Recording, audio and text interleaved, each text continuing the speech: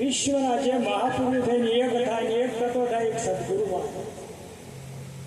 આ તો સંખ્યા છે. આ બધા ગુરુ મહારાજ ના હોય, ગુરુ તો એક હોય. આ સંખ્યા છે. સંખ્યા તત્વની શોધતા તેમાં તું છે કોણ? પરમાત્મા પછી કોણ છે એનું કરવું પ્રમાણ લક્ષારથી પ્રમાણ થાય. તમારી બુદ્ધિ એના કોમમાં આવે, તમારું જેટલી હોશિયારી જેટલી ચલાકી એ ઘંટી દળ દાતરાઓ દરણા દણા